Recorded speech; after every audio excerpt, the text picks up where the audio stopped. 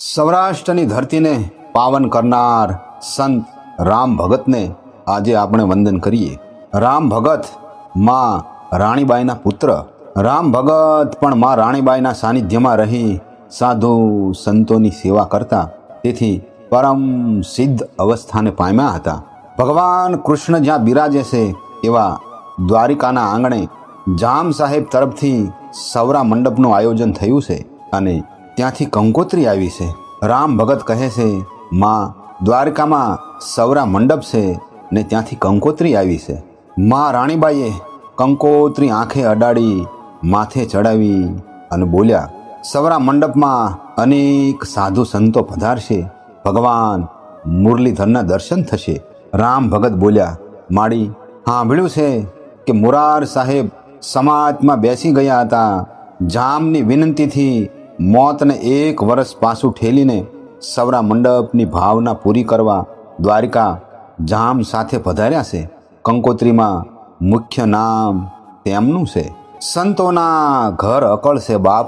1 વર્ષ તો શું, પણ સંતો ભક્તો કાળને જીતી જાય છે. એની પાસે યમરાજ આવી શકતા નથી. હા માં, સંતો ભક્તોના સંત મેળામાં જવું જોઈએ. તમે આવશો ને માં? રામ ભગત બોલ્યા, ના બાપ, મારી તો હવે ઉંમર થઈ, મારાથી પંથ કાપી શકાય નહીં. રામ ભગત બોલ્યા, માડી કંકોત્રીમાં લખ્યું છે કે તમારું ઘર ચમત્કારી ગણાય છે. તમારા માં રાણીબાઈની સાથે ઠાકર વાત કરે છે તો સૌરા મંડપમાં સંતો મહંતો ભેખ ભગવાન આવશે, ત્યાં લોઢાના ચણ્યા ચાવવા જેવી વાત છે. આવો તો વિચારીને આવજો. માં રાણીબાઈ બોલ્યા, હોય મારા બાપ, લખે એમાં ઢીલો શું થાય છે? આપણે તો સંતો ભક્તોના ચરણની રજ છીએ. રામ ભગત બોલ્યા, માં જો સૌરા મંડપમાં જાવ તો મારે લોઢાના ચણા ચાવવા જ જોઈએ. તમે રજા આપો તો જાવ અને લોઢાના ચણા ચાવી આવું. જાઓ બાપ, ઠાકર પર ભરોહો હોય, કમાણી ઉપર વિશ્વાસ હોય તો ચાવજે. ભરોહો તો છે જ માં, પણ તમારા આશીર્વાદ જોઈએ. આમ કહી રામ ભગત માના ચરણોમાં નમી પડ્યા. માએ માથે હાથ મૂકી જવાની આજ્ઞા આપી. દ્વારકામાં હજારો સંતો ભક્તો અને ભાવિક ભક્તો પધાર્યા હતા. યજ્ઞ સ્થાને વિશાળ મંડપ બાંધવામાં આવ્યો હતો. મંડપની ઉપર લીલા રંગની 5 ધજાઓ અને કળશ રાખવામાં આવ્યા હતા. સ્તંભ પાસે સંત મુરાર સાહેબ, જામ સાહેબ અને અન્ય સાધુ સંતો મહાત્માઓ માટે ગાદીઓ નાખવામાં આવી હતી. રાત દિવસ રામ સાગરના તારે ને મંજીરાના રણકારે અલખનો આરાધ થાય છે. જાતિ પાતિ પૂછે નહીં કોઈ, હરિકો ભજે સો હરિકા હોય. અખંડ જ્યોતિ પ્રગટી રહી હતી. સંત મુરાર સાહેબને આવીને કોઈએ કહ્યું કે સાહેબ, રાજકોટના ઉતારેથી રામ ભગત જમવા આવતા નથી. નહીં આવવાનું કારણ? એઓ તો માત્ર એટલું જ કહે છે કે જમવાની વેળા આવશે ત્યારે જમીશું. સંત મુરાર સાહેબે જામ સાહેબ તરફ જોયું. જામ સાહેબ અને મુરાર સાહેબ સૌ સંતો ભક્તોને સાથે લઈને રાજકોટના ઉતારે પહોંચ્યા. રામ ભગતે ઊભા થઈ સૌ સંતોને પ્રણામ કરી ચરણ રજ માથે ચડાવી અને સૌ સંતો બેઠા. સંત મુરાર સાહેબે કહ્યું, રામ ભગત જમવા કેમ પધારતા નથી બાપ? આ તો સંતો ભક્તોનો મેળો. તમે તો રાણીબાઈના છોરું છો. સોરઠના ધર્મ સ્તંભની ધજા ગણાવો બાપ. હા સાહેબ, વાત તો ખરી છે. સમાધિમાંથી કાળને જીતીને ઉઠનાર સામે મારે વડાઈ શું કરવી? રામ ભગત જમવા ક્યારે આવો છો? બાપુ આજ્ઞા કરે ત્યારે.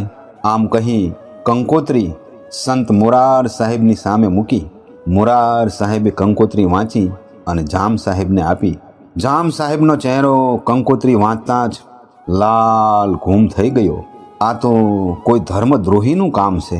રામ ભગત બોલ્યા, હશે જામ સાહેબ, ગમે તેણે લખ્યું હોય, પણ આપના લખવા પ્રમાણે લોઢાના ચણા આવ્યા પછી જ સૌરા મંડપમાં સંત પ્રસાદ લેવાય. થોડી ઠાકર સેવા કરી છે. લોઢાના ચણા પચે તો પચાવવા મથામણ કરી જવું. ઠાકરને રીઝવા હશે તો ખવાશે. વાત સાંભળી સૌ સંતો ભક્તો સ્થિર થઈ ગયા. આખી વાત સંત મુરાર સાહેબ પામી ગયા. રામ ભગત, બાપ, રાણીબાઈનો દીકરો લોઢાના ચણા ચાવે એ મોટી વાત નથી બાપ. ભક્તિનો અર્થ પરચા કે પીરાય બતાવવાનો નથી. પ્રકૃતિના નિયમો ઓળંગી ભગવાનના બનાવેલા જગતમાં હાથ ના નખાય બાપ.